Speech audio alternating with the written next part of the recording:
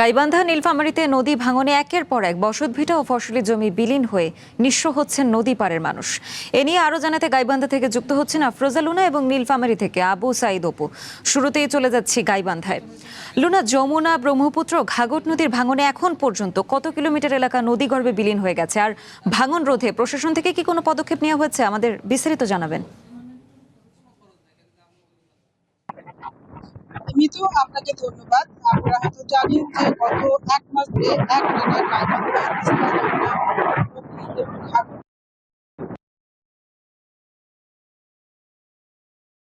নদীর ভাঙন কিছুটা কমেছিল। পাওয়া গেছে যে পানি কমার সাথে সাথে আবারও কিন্তু হরিপুর, বেলকা, কাপাসিয়ায় নতুন নতুন এলাকা ভাঙনের মুখে। এবং আমি যে জায়গায় দাঁড়িয়েছি এটা হচ্ছে গাইবান্ধার যমুনা এবং ব্রহ্মপুত্র নদীর তীরবর্তী এলাকায়। এখানে কিন্তু এই যমুনা এবং ব্রহ্মপুত্র নদীতে ব্যাপক ভাঙন শুরু হয়েছে এবং ইতিপূর্বে যেটি আপনি বলছেন যে ভাঙনের মুখে পড়ে শত শত একর আবাদি জমি নদীগর্ভে বিলীন হয়ে গেছে। হুমকির মুখে পড়েছে অনেক বসতভিটা এবং এই নদীগর্ভে যারা বসতভিটা যাদের হুমকির মুখে পড়েছিল তারা এই বসতভিটা অনেকেই সরিয়ে নিতে পেরেছেন, আবার অনেকেই সরিয়ে নিতে না পেরে তাদের কিন্তু ঘরবাড়ি নদীগর্ভে বিলীন হয়ে গেছে। যারা সরিয়ে নিতে পেরেছে নগদ নিয়ে এলো হার নামানা হার অফার। সর্বনিম্ন 10,000 টাকা রেমিটেন্স নগদে পাঠালে থাকছে স্বর্ণের হার জেতার সুযোগ। তারা অনেকটা উঁচু জায়গায় স্থান করে নিয়েছেন, অনেকে বাঁধে আশ্রয় নিয়েছেন, অনেকে বাঁধে আশ্রয় নিয়েছেন। আবার অনেকেই কিন্তু জায়গা না পেয়ে তারা ওই বাড়িঘরগুলো, ভাঙা বাড়িঘরগুলো এক জায়গায় জড়ো করে রেখে অন্যের বাড়িতে রাত্রি যাপন করছেন। এই এলাকার মানুষের জমি জমা হারিয়ে তারা কিন্তু কর্মহীন হয়ে পড়েছে এবং প্রশাসনের পক্ষ থেকে বলা হয়েছে যে তাদের তালিকা করা হয়েছে এবং পুনর্বাসনের জন্য চেষ্টা করা হচ্ছে। এদিকে পানি উন্নয়ন বোর্ড 30টি পয়েন্টে ভাঙন রোধে কাজ করছে। আসলে ভাঙন চলছে 48টি পয়েন্টে।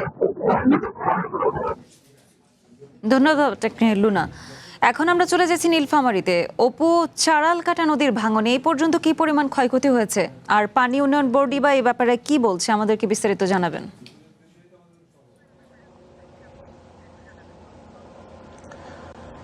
মিতু, আপনাকে ধন্যবাদ। আসলে শুরুতে যে কথাটি বলতে হয়, তিস্তা নদীর পানি যখন আসলে বৃদ্ধি পায় তখন কিন্তু নীলফামারী জেলার বুক চিরে যে বয়ে যাওয়া 10টি নদ নদী রয়েছে, এই 10টি নদ নদীর পানিও কিন্তু বৃদ্ধি পায়। কিন্তু ইতিমধ্যে আপনাদেরকে জানিয়ে রাখি যে তিস্তা নদীর পানি এখন বিপদসীমার 54 সেন্টিমিটার নিচ দিয়ে প্রবাহিত হচ্ছে, যার ফলে কিন্তু এই জেলার 10টি নদ নদীর পানিও কিন্তু কমতে শুরু করেছে। কিন্তু একটি দুঃসংবাদ হলো, এই পানি কমার সাথে সাথে এই জেলার যে 10টি যে নদ নদী রয়েছে তার মধ্যে অন্যতম যে প্রধান নদী হিসেবে যাকে চিহ্নিত করা হয় চালকাটা নদী, সেই চালকাটা নদী কিন্তু পুরো নীলফামারী জেলাকে একদম ঘিরে রেখেছে।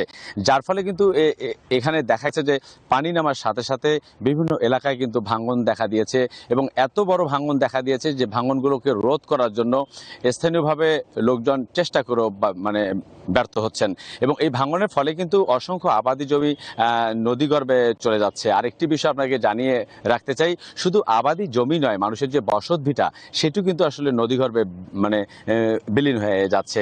পাশাপাশি মানুষের যে পারিবারিক কবরস্থান রয়েছে সেটি কিন্তু একদম এই নদী ভাঙনের ফলে সেই কবরস্থান রক্ষা করা নিয়েও কিন্তু তাদের মধ্যে একটা শঙ্কা বিরাজ করছে। আরেকটি বিষয় জানিয়ে রাখি যে আমি যেখানে দাঁড়িয়ে আছি এটা হচ্ছে জেলা সদরের কচুকাটা ইউনিয়নে, যেখানে চালকাটা নদীটি বয়ে গেছে।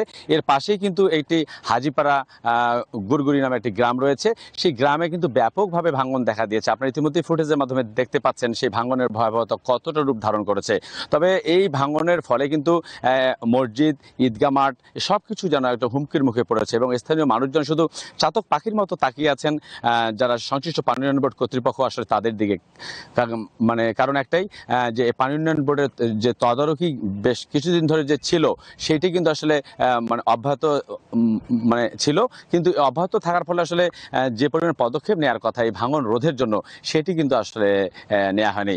অর্থাৎ সর্বোপরি বলতে গেলে যে মিতু, এতটুকুই বলতে হয় যে পানি নামার সাথে সাথে যে ভাঙন খেলা সেটি শুধু তিস্তা নয়, নদী যে এলাকাগুলো আছে সেই এলাকাগুলোতে ব্যাপক ভাঙন দেখা দিয়েছে এবং এগুলোকে ভাঙন রোধ করার জন্য সংশ্লিষ্ট যারা পাব্য কর্তৃপক্ষ রয়েছেন তাদের প্রতি উদারত আহ্বান জানিয়েছেন রোধ করার জন্য স্থায়ী এবং টেকসই একটি পরিকল্পনা নেওয়া হয়। তো মিতু, এই ছিল আমার কাছে নীলফামারীর যে চালকাটা নদীর যে ভাঙন অব্যাহত রয়েছে তার সর্বশেষ খবর। মিতু, ধন্যবাদ আপনাকে অপু। দর্শক, নদী ভাঙনের দুর্ভোগের খবরাখবর জানাচ্ছিলেন আমাদের সহকর্মীরা।